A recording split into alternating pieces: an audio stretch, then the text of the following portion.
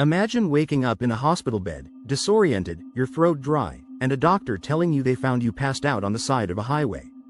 Your best friend? He's gone. Just like that, vanished. No trace of him anywhere, and all you can think is, what the hell just happened? Yeah, that's where I found myself. But let's rewind a bit because it didn't start like that. It started with a road trip. A few years ago, my buddy Max and I thought it'd be cool to take a drive through the Southwest. Desert highways, no cell service, just the two of us and miles of open road. No worries, right? We're driving for what feels like hours, surrounded by nothing but sand and sky, when the gas gauge starts to dip. Low fuel, nowhere in sight. We're just about to panic when we spot this rusty, beat-up sign for a gas station, half falling off. It looks sketchy, but we don't have a choice, so we take the exit. The place is a ghost town. The station looks like it's been abandoned for years, but there's a pump, and we're desperate.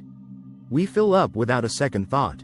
It's quiet, too quiet, no one's around, and I remember thinking, this place feels off. Just as we're about to get back in the car, this guy comes out from behind the building. He's wild, dirty, like he hasn't seen another human being in years. His eyes are wide, frantic. He starts waving his arms, yelling at us to leave. You gotta go, now. Max and I look at each other like, okay, buddy, whatever you say.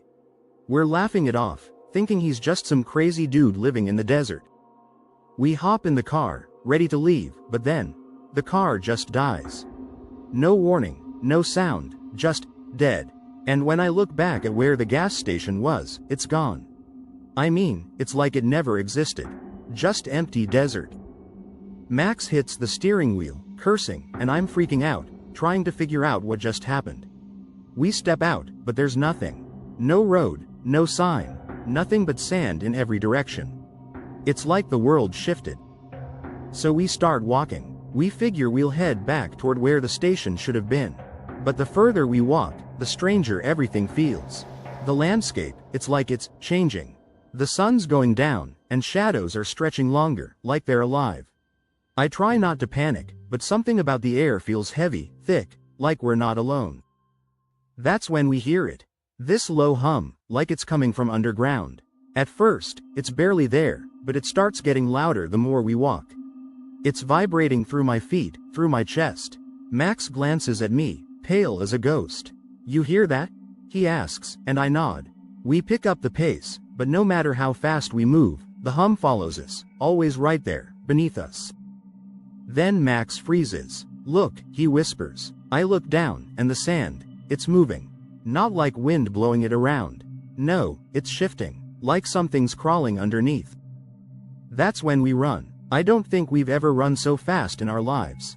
The sand feels wrong under our feet, soft like it's ready to pull us in. We don't stop until it's pitch black. No moon, no stars, just us and the hum, which is now deafening, like it's inside my skull, rattling my brain. And then, Max is gone. I don't know how. 1 second, he's running beside me, the next, nothing. I turn around, yelling his name, but there's no response. The hum, though, it's louder now. Closer. I swear it's coming from under my feet. The sand is shifting again, and I fall to my knees, clawing at the ground, screaming for Max. But he's just gone. No sound, no trace. I start stumbling forward, tripping over rocks and uneven ground, my breath coming in shallow gasps. I don't know where I'm going, I don't even care. My legs are burning, my mind racing with one thought. What the hell took Max? That's when I see lights.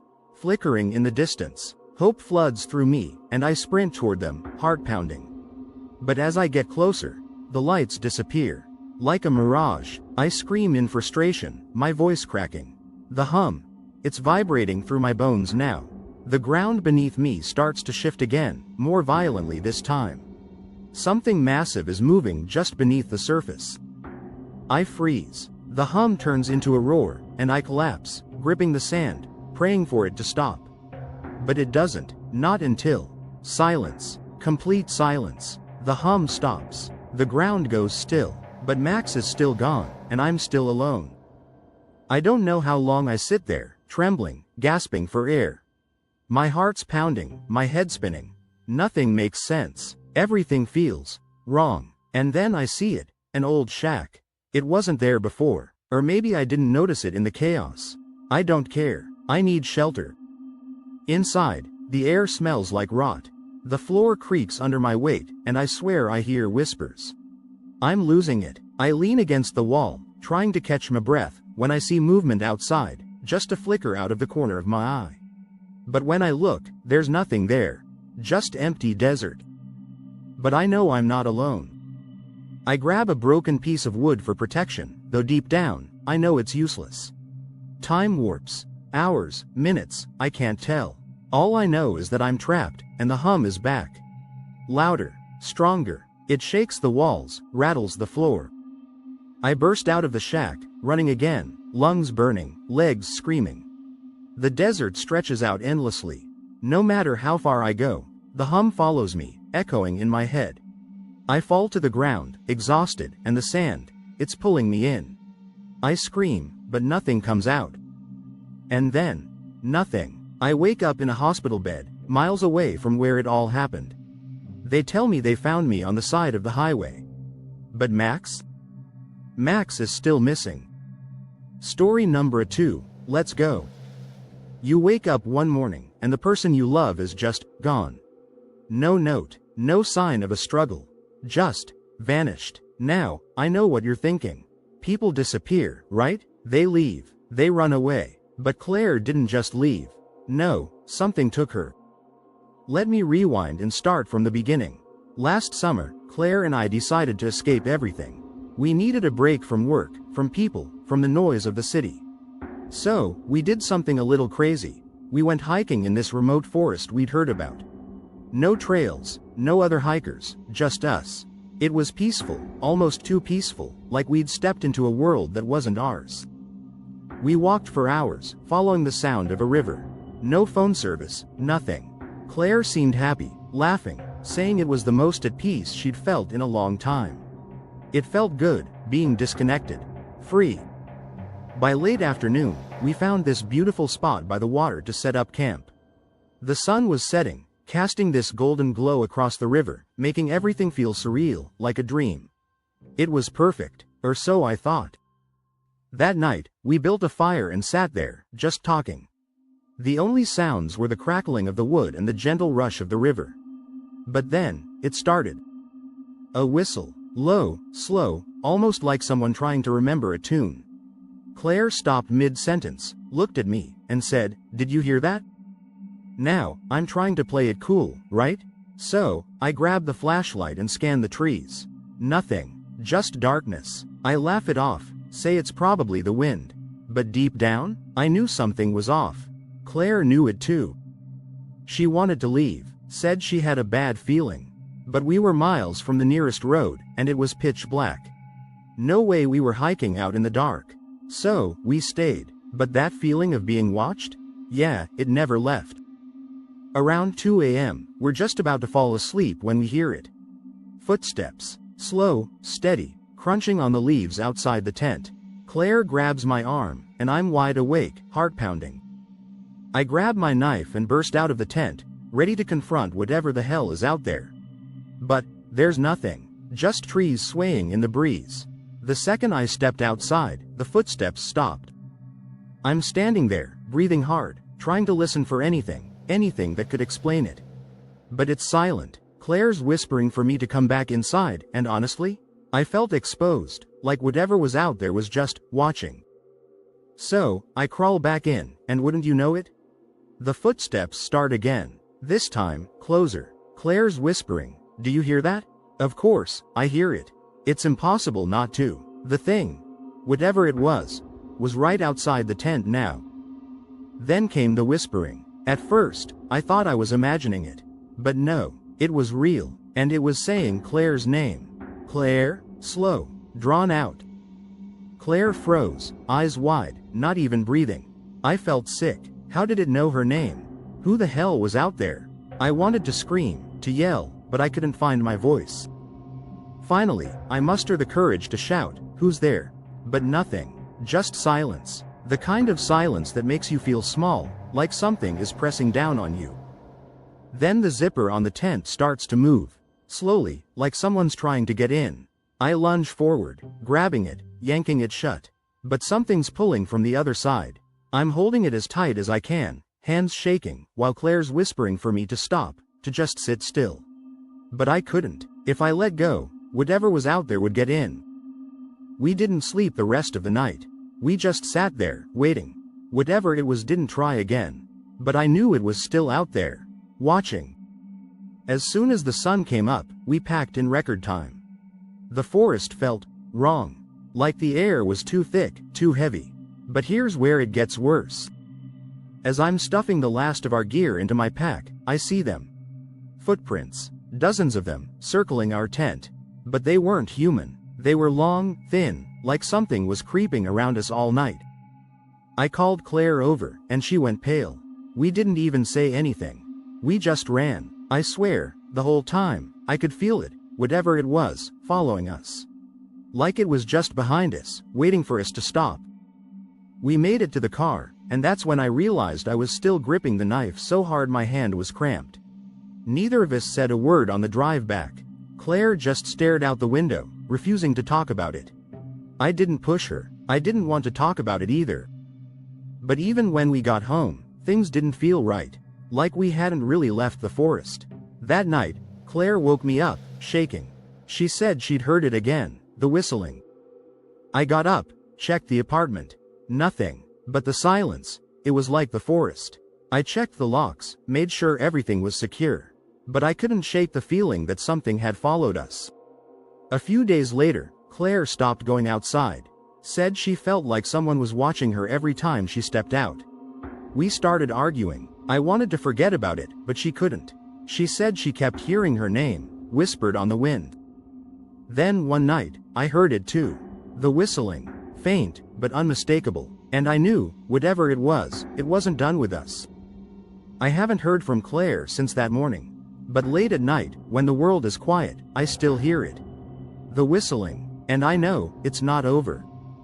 Story number 3, let's go. Picture this. You're sitting in your car, speeding down a winding mountain road, hands gripping the wheel like it's the only thing keeping you tethered to reality. In the rearview mirror, there's a figure. A shadow, just standing there, back in the cabin window, staring at you. Cold chills shoot up your spine, and your heart's pounding so hard, you can barely think straight. You tell yourself not to look back again, but the image of that figure, just watching, burns into your brain. You don't stop, you don't slow down, you don't breathe, you just need to get the hell out of there. But, let's rewind. This didn't start with a figure in the window. It all began because I couldn't write. Months went by and I couldn't get a single word out. So, I rented this cabin, way out in the middle of nowhere. No distractions, no people. Just me, the mountains, and my laptop. Sounded like the perfect plan, right?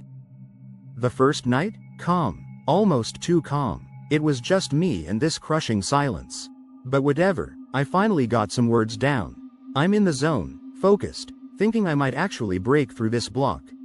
Then, around midnight, I hear it, a knock. Not loud, just this single, heavy thud.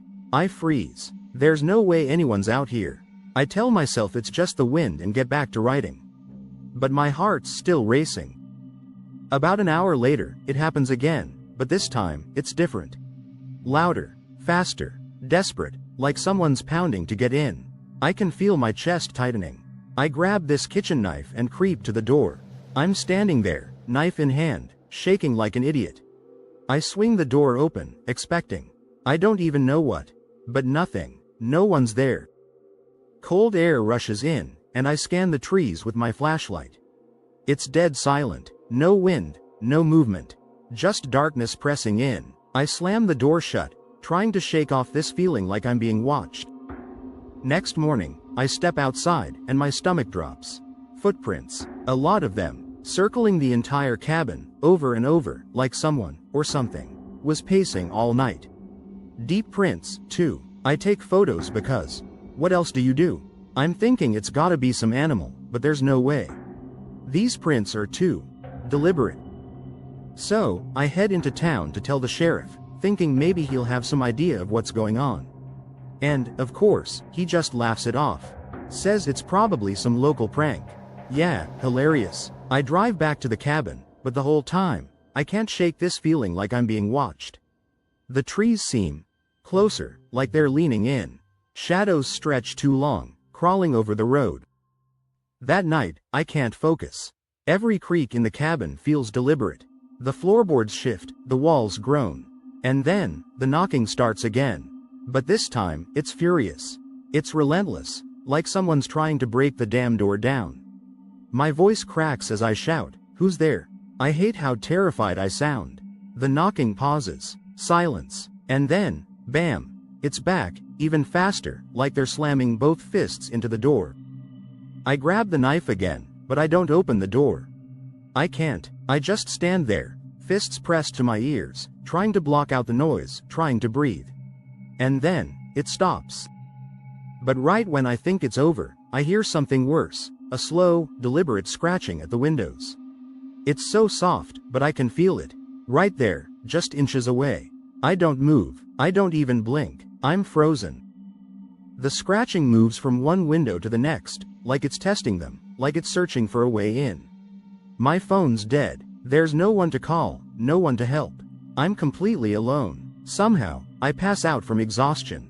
My dreams are filled with shadows and footsteps circling the cabin. I wake up at dawn, drenched in sweat. It's over, at least for now. I pack up everything I can, throw it in the car, and get the hell out of there. But as I'm driving down that mountain, halfway down, I glance in the rearview mirror. That's when I see it, this figure, standing in the cabin window, just watching me leave. Cold, unmoving. I nearly drive off the road. My heart's pounding. I don't stop. I don't look back again. I just keep driving. But that image, it's burned into my mind. I finally make it to a diner, try to calm down, but I can't even drink my coffee. That figure, those eyes. I can't shake it. I get back home, but it doesn't end there. Every night, I wake up to that same knocking. The same slow, deliberate thud. I check the windows, but there's nothing. I can't focus, can't sleep. Weeks pass, and I'm losing it. Then one night, around midnight, the knocking starts again. But this time, it's at my apartment door. My heart sinks. It's the same knock. Slow at first, then faster, more insistent. I grab the knife. My hands are shaking. I peer through the peephole. No one's there. The knocking stops. But then I hear it, the scratching. The same, deliberate sound against the windows. It's like it's waiting for me to crack. Waiting for me to let it in. I shout, telling it to leave, but I know it won't. It never does. It's a nightmare I can't escape. Every night, it's the same, knocking, scratching. And every morning, I'm left with this sinking feeling that it's not over. It never will be.